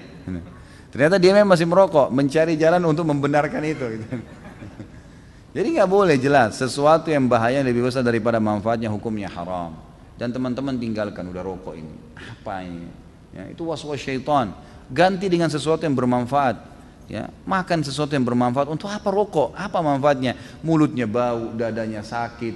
Ya, racunnya ada berapa ratus racun di situ. Untuk apa? Manfaatnya tidak ada. Cuma sugesti saja itu. Sugesti, oh iya ini lebih percaya diri, saya tidak bisa berpikir, dan sudah sering saya jelaskan masalah itu ya. Jadi sebaiknya dijauhi. Larikanlah kepada hal-hal yang bermanfaat. Sampai di Saudi itu dipasang pelang besar-besar, dikatakan kalau seandainya perokok itu mensedekahkan uang rokoknya tiap hari, maka dia orang yang paling bahagia. Karena kalau satu bungkus 10 ribu tiap hari 10 ribu disedekahin, itu rutin, itu luar biasa sedekahnya itu gitu kan. Daripada dia harus membakar, menyakiti orang lain, dia juga sakit. Sebenarnya itu sakit ya, penyakit itu nggak boleh. Dan sudah sering saya bahasakan. Bagaimana kalau kita tidak tahu efek seperti tadi, minum obat lalu meninggal, apakah termasuk bunuh diri? Tentu tidak saja ya. Kalau kita tidak tahu, ini kan saya bahasakan tahu tadi ya.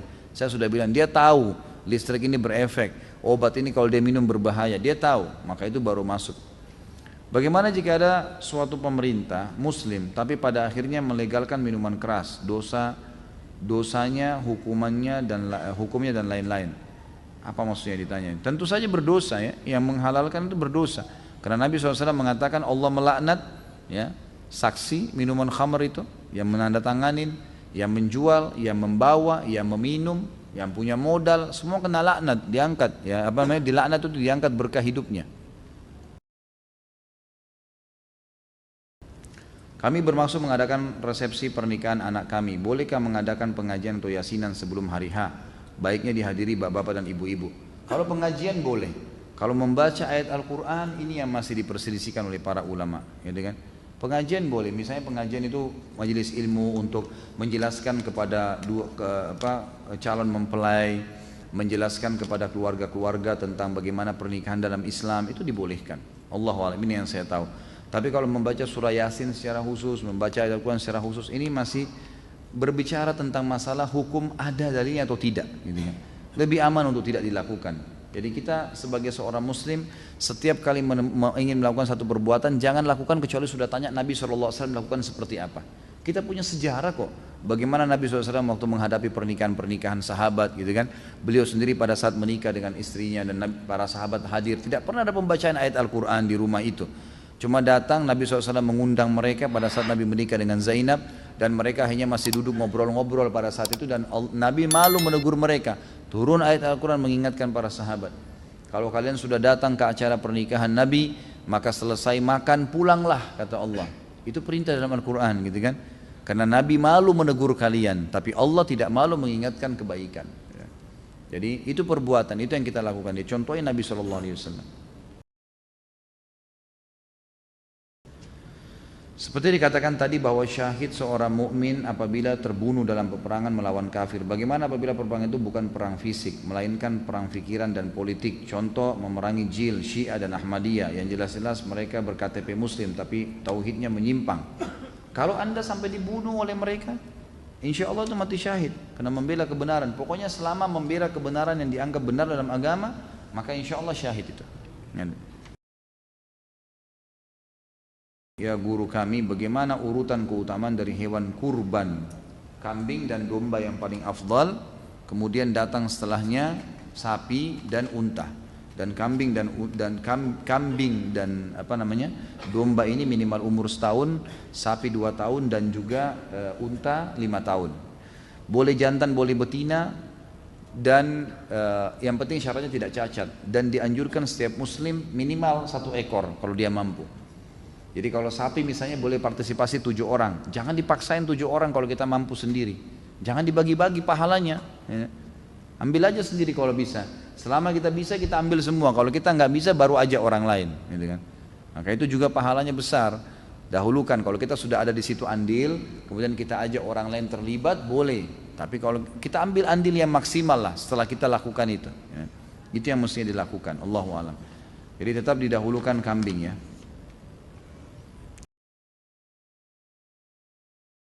Kapan saat wanita melakukan sholat duhur di hari Jumat?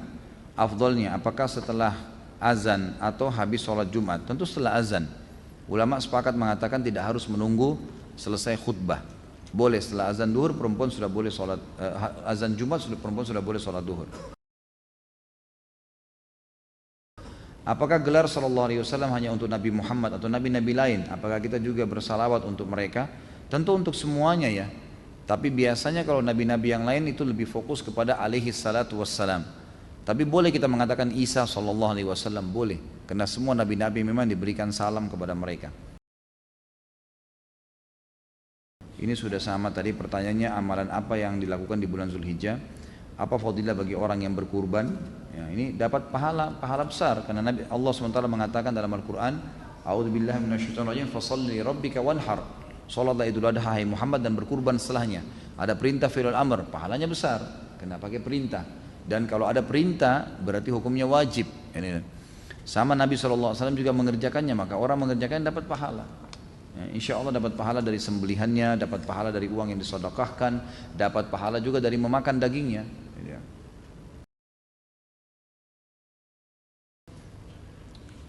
Apa pendapat Ustaz tentang buku Fikih Sunnah karangan Said Sabiq?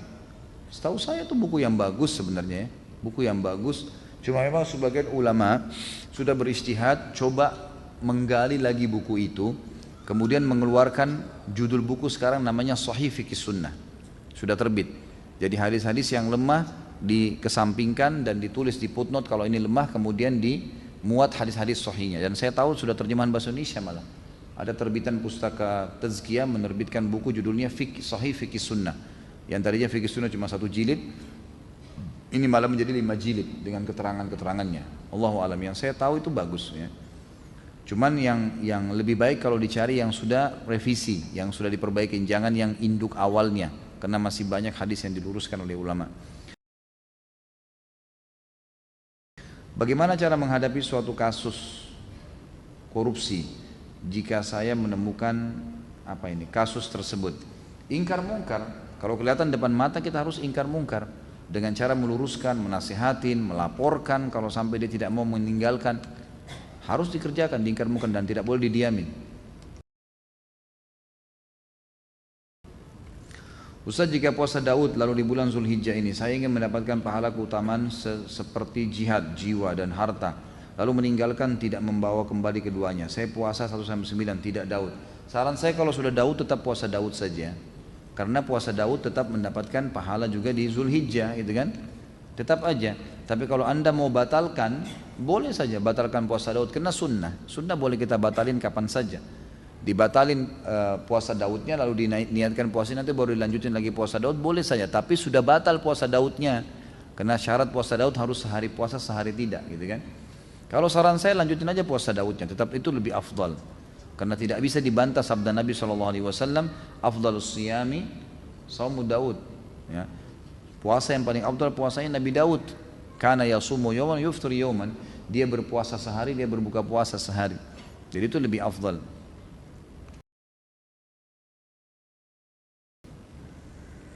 Saya mau tanya, ada teman saya punya kebiasaan suka kentut sembarangan. Terkadang di kantor ketika semua pada kumpul, ia melakukan terkesan sengaja. Menurut Ustaz bagaimana perilaku seperti ini? Ini adab ya. Jadi dia tidak haram, tapi adabnya. Jadi lebih baik jangan. Subhanallah, Allah Subhanahu wa taala memberikan fitrah di dalam diri kita. Jadi ada hal-hal yang memang secara alami manusia nggak suka, dan itu Allah sudah tentukan sebagai hal yang tidak baik. Misal tiba-tiba orang lewat kita tepukin tanpa sebab, atau kita iseng teriak di kupingnya orang, atau kita ngupil di depan orang, meludah sembarangan. Ya tadi kentut sembarangan. Itu pasti semua orang nilai buruk. Nggak ada orang yang nilai baik, walaupun orang kafir gitu kan. Secara fitrah berarti itu kata ulama masuk dalam adab pergaulan. Harusnya dijauhi. Dan jangan dia bangga dengan perilaku buruk seperti itu masuk dalam bab akhlak ya. Ada bab akhlak itu sebagian dia jaga, lebih baik dia jaga. Karena kata ulama, hal-hal yang berbau akhlak ini adalah bagaimana seseorang menjauhi semua yang manusia tidak suka secara alami. Termasuk tadi buang angin sembarangan, hal-hal yang pasti orang lihat buruk, orang semua nilai buruk walaupun tidak kenal dia. Kalau dijauhi berarti dia punya akhlak yang baik. Dan ingat kata Nabi SAW, tidak ada yang lebih berat di timbangan hari kiamat dibandingkan dengan akhlak yang mulia. Termasuk akhlak sih. Jadi jangan dianggap itu sebuah prestasi, malah ketawa, malah ngakak, malah dia bangga kalau itu dianggap sebagai sebuah simbol dari dia, itu malah tidak baik, harus diubah ya.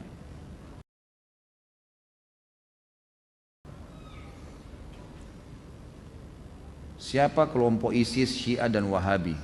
Apa fadilah bagi orang yang mati syahid? ISIS tentu kelompok yang mereka membentuk kesatuan, memfokus untuk mendirikan khilafah di Syria dan Baghdad di Irak. Jadi ISIS itu Syria dan Irak gitu kan, untuk mendirikan negara di sana dengan cara-cara yang mereka lakukan. Sampai sekarang yang saya temukan adalah para ulama menegur perilaku-perilaku mereka dari cara-cara untuk membunuh semua orang yang tidak faham gitu kan. Kemudian banyaknya hal-hal yang sekarang ini terbuka. Ada banyak tulisan-tulisan sekarang, artikel dalam bahasa Arab, foto-foto yang ditemukan. Jadi pimpinan-pimpinan mereka ini bersatu satu sama yang lain. Jadi seakan-akan sengaja dibentuk untuk meributkan umat Islam ini, gitu kan? Itu yang lahir. Sekarang ini kayak ribut sekali antara ISIS sama Syiah. Dua-duanya punya pemahaman-pemahaman yang perlu diluruskan. Ya. Dan jelas pemahaman mereka dibongkar oleh para ulama dan disampaikan. Jadi memang sebaiknya dijauhi. Dua-duanya ini dijauhi. Kalau masalah Wahabi itu istilah yang digunakan oleh orang-orang Syiah untuk meredam dan membuat kaum muslimin tidak menyukai orang-orang yang mengikuti sunnah Nabi. Karena yang dikatakan Wahabi itu orang yang malah sibuk dengan mengikuti sunnah Nabi. Dan yang paling banyak membongkar kedok orang-orang Syiah adalah ulama-ulama di Saudi.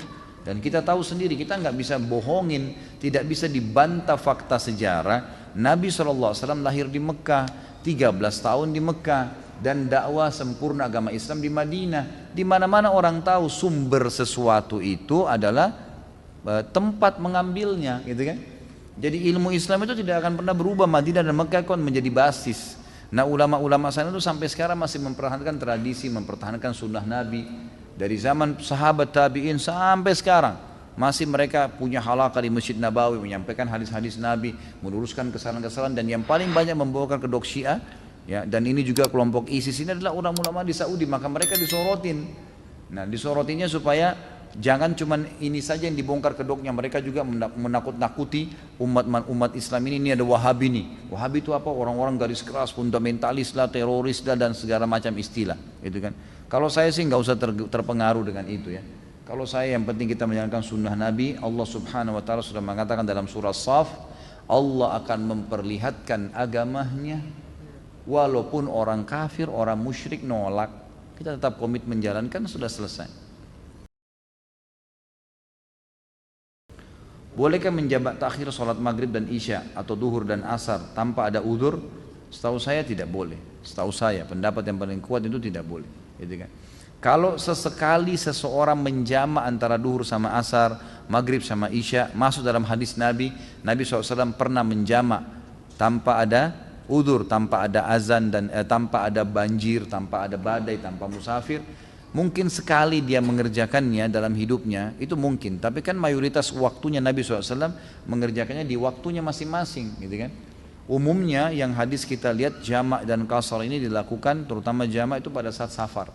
Pada saat safar, dan kita tahu semua hadis tentang fadilah mengerjakan sholat di awal waktunya, gitu kan. Jadi masing-masing di awal waktu.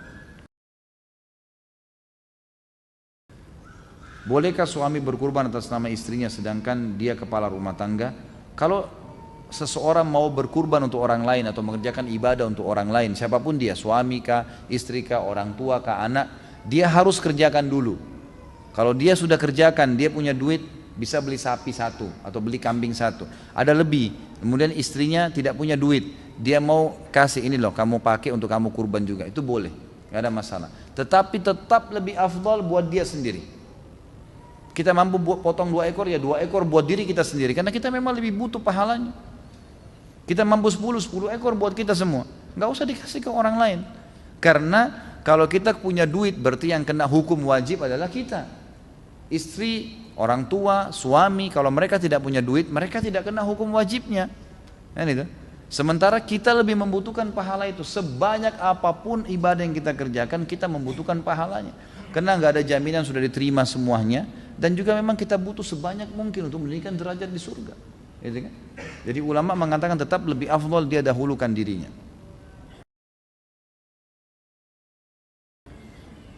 Benarkah membaca surah Al-Mulk setelah sholat isya dapat membebaskan kita dari siksa kubur? Bukan selepas sholat isya ya. Siapa yang membaca, dalam hadis dikatakan 30 ayat dalam Al-Quran yang kalau dia baca, gitu kan, setiap harinya, bukan habis isya, setiap harinya, maka dia akan selamat dari fitnah kubur. Itu yang ada setiap hari. Jadi dianjurkan memang membaca. Pak Ustaz, semisal pilot di hadapan pilihan untuk memasuki awan yang cukup berbahaya atau mencoba kembali ke bandara, asal dengan keputusan apabila balik ke bandara maka jadwal penerbangan akan kacau, sedangkan apabila masuk ke awan maka dapat membahayakan penerbangan. Namun dalam pandangan pilot memasuki awan tersebut adalah pilihan yang lebih baik karena si pilot merasa masih bisa mengendalikan pesawat. Namun yang terjadi ternyata pesawat mengalami kecelakaan dan menyebabkan penumpang meninggal dunia. Apakah pilot tersebut termasuk pembunuh sedangkan pilot hanya salah mengambil keputusan? Subhanallah, sebelum orang mengambil satu keputusan, siapapun dia ya, Allah Subhanahu Wa Taala dengan kemahaadilannya itu selalu memberikan kepada jiwanya ada keputusan yang lebih dominan. Asal dia minta petunjuk sama Allah, Allah kasih dominan. Sebelum dia mengerjakannya, keluar atau enggak ya, nanti akan ada yang dominan, maka dia ikuti yang dominan itu. Kalau di sini dia betul-betul murni tahu sebagai pengalaman, pernah sekali, 2 kali dia masuk ke awan, ternyata awan itu masih bisa ditanggulangin sama dia dan kira-kira hampir sama lah keadaannya. Dia berijtihad, maka dia tidak berdosa. Tapi dia tahu secara ilmu, dan ini juga memang berbahaya sekali kalau dia masuk akan mematikan, dia kembali, nggak usah ambil resiko. Masalah kacau jadwal ya, memang cuaca lagi begitu. Tentu kalau dia mengatakan jelas kalau masuk lebih dominan akan jatuh dan terbunuh. Sementara kalau kembali hanya sekedar jadwal yang kacau, ya kembalilah. Tidak mungkin dia mengorbankan orang kemudian gara-gara nanti jadwal dikhawatirkan kacau di bandara. Orang juga tahu di bandara lagi ada di atas masalah. Orang kalau lagi badai walaupun kacau di bawah, diberikan kesempatan berangkat pun mungkin orang nggak mau. Karena orang tahu di atas ini ada masalah. Tentu lebih baik dia kembali. Kalau saya melihat Allahu a'lam lebih baik dia kembali. Kalau dia tahu itu berbahaya dan dia paksakan, maka dia termasuk membunuh. Nggak boleh kan gitu.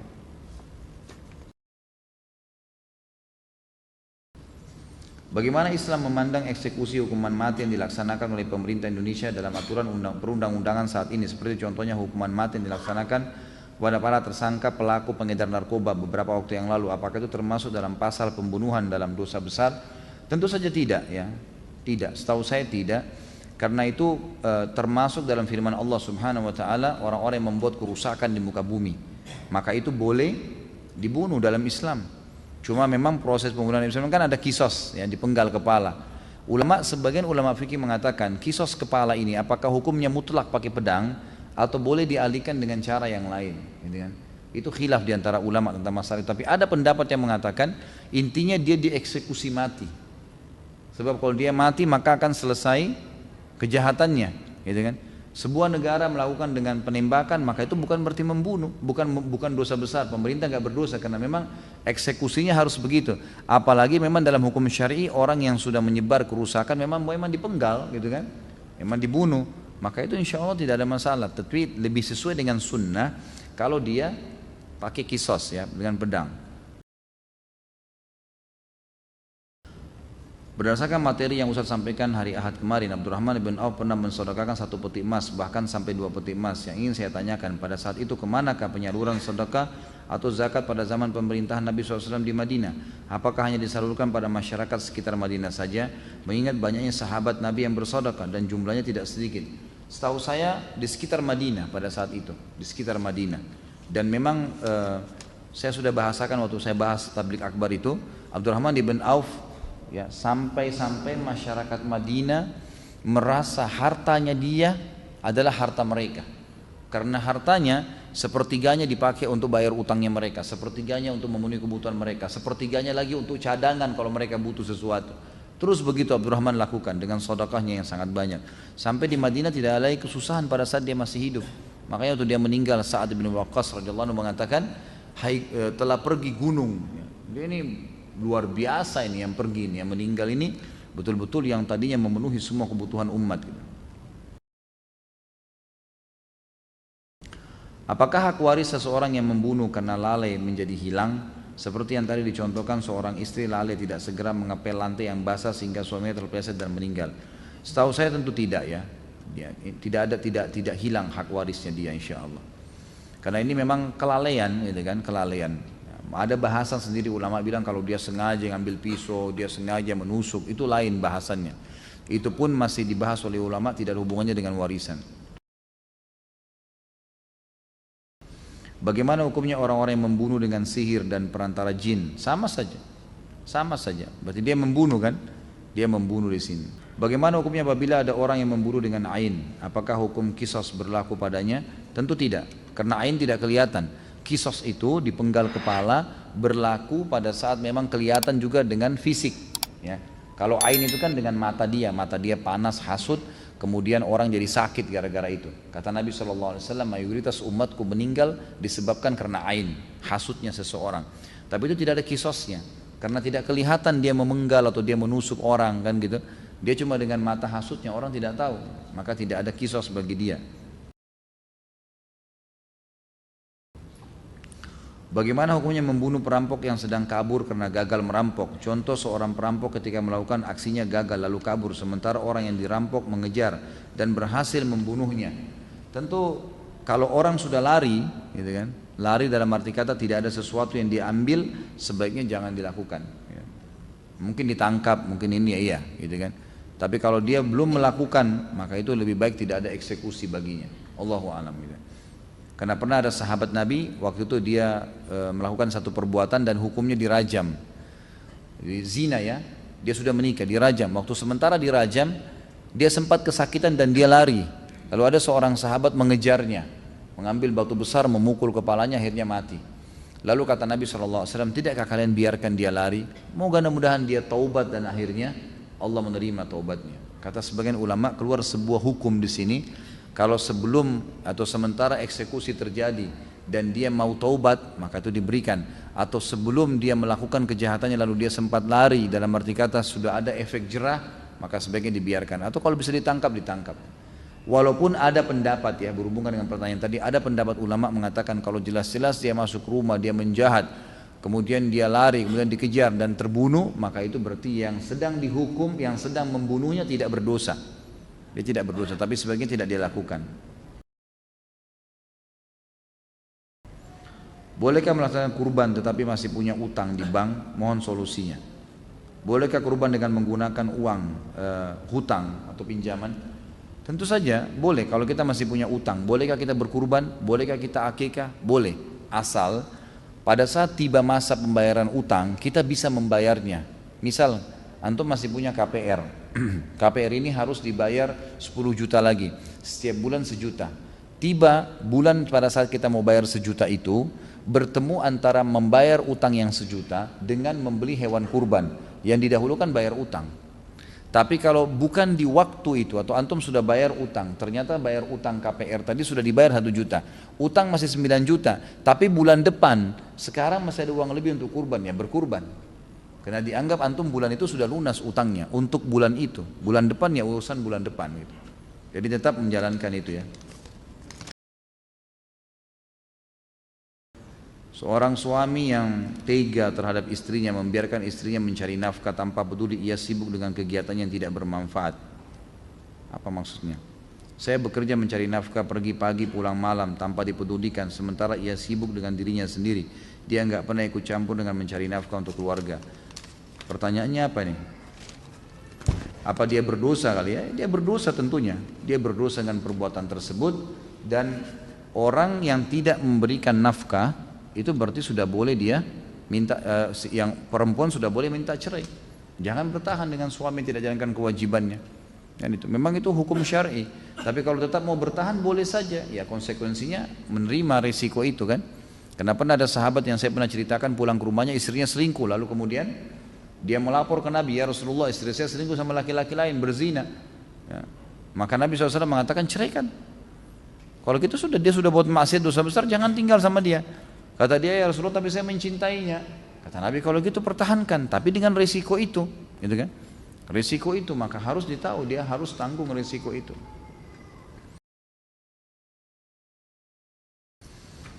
Ustaz Khalid semoga tidak tersinggung.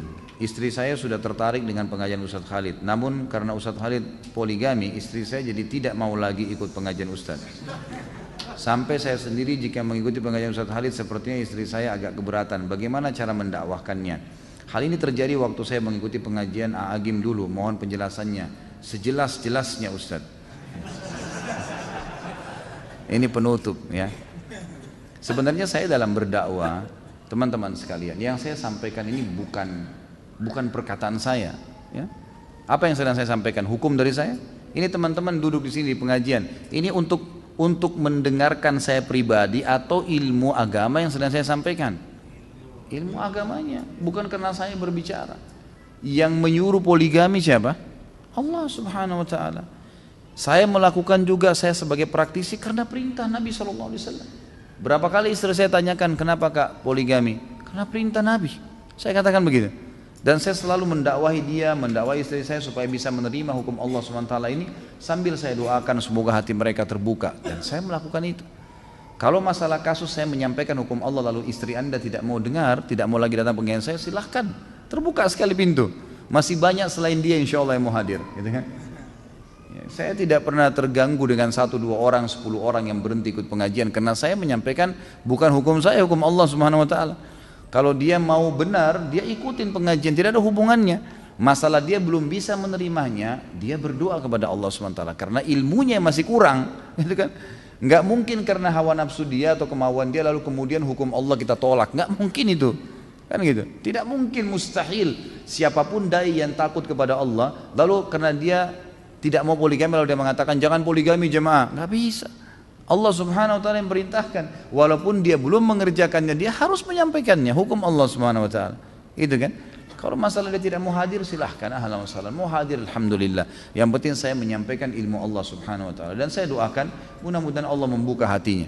Biasanya justru orang yang kritis nanti malah dia yang hebat menerima itu ya. Biasanya begitu. Ya, mudah-mudahan insyaallah gitu kan, seperti itulah. Kalau antum mau hadir pengajian yang antum hadiri itu bukan istri yang mengatur. Kenapa harus diatur sama istri? Majelis ilmu antum wajib hadirin. Kalau istri nggak suka terus kita nggak hadir, nggak ada hubungannya. Kan itu. Harus ar-rijalu qawwamuna 'alan nisa. Laki-laki yang menentukan perempuan, kalau perlu kamu harus hadir ke pengajian ini. Kita yang tentukan, bukan dia yang tentukan, kok terbalik nih. Kan itu. Harus perempuan dipimpin oleh laki-laki, bukan perempuan yang pimpin laki-laki, jangan dibalik. Kalau dibalik jadi kacau semua nih nanti. Sudah hukum Allah begitu teman-teman sekalian. Dan dengan dipimpinnya perempuan bukan berarti perempuan terhina. Justru perempuan dengan fitrahnya butuh dilindungi dan dipimpin. Memang gak bisa jadi pemimpin. Memang gak bisa, fitrahnya begitu. Laki-laki Allah siapkan dengan sifatnya, karakternya, fisiknya, suaranya berbeda. Memang untuk nagih utang, antar jenazah, perang di jalan Allah. Emang itu dia pemimpin. Perempuan dengan lembutnya, dengan air matanya, dengan hamilnya. Memang untuk di rumah dipimpin, dinaungin, dilindungin. Jangan orang yang memang kasih sering sedih, manja di rumah. Orang yang memang urus anak, kemudian kita suruh memimpin di luar. Nggak bisa, nggak ketemu. Kan itu. Jadi harusnya majelis ilmu yang antum hadir kapan antum mau. Dan jelaskan sama dia gitu kan. Masalah kita belum bisa menerima hukum Allah satu, jangan membencinya. Membenci hukum Allah berarti membenci Allah sebagai penerima hukum. Saya dan siapapun teman-teman dai akan menyampaikan yang benar kalau dia takut kepada Allah Subhanahu wa taala. Allahu a'lam. Mudah-mudahan Allah membukakan hati-hati setiap orang muslim untuk bisa menerima hukum-hukum Allah Subhanahu wa taala. Dan ingat teman-teman sekalian, majelis ilmu gunanya untuk mengubah kita menjadi lebih baik. Kalau memang kita tidak bisa berubah menjadi lebih baik, maka tidak usah hadir di majelis ilmu, gitu kan? Ilmu tujuannya untuk menambah ilmu kita, mengubah kita menjadi lebih baik, lebih patuh kepada Allah. Dan dunia ini sebentar, kita akan lalui menuju akhirat. Semua orang yang menolak hukum Allah di dunia, wallah, demi Allah teman-teman, menyesal di akhirat. Menyesal, oh coba dulu saya terima, udah gak bisa, udah meninggal. Allah yang terapkan, tidak mungkin salah hukum Allah SWT. Kita yang harus bisa adaptasi. Kenapa Allah buat Ramadan sebulan ya? Allah maunya begitu, patuh.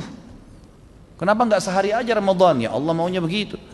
Kenapa asar 4 rakaat ya, duhur 4 rakaat? Kenapa enggak digabung aja jam 2 sekali 4 rakaat? Loh Tuhan, kamu maunya begitu.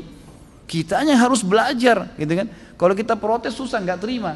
Di akhirat rugi, di dunia juga rugi, kan gitu. Jadi harus hukum Allah diterima, pencipta. Jadi harus fahamin ya masalah ini. Allahu a'lam.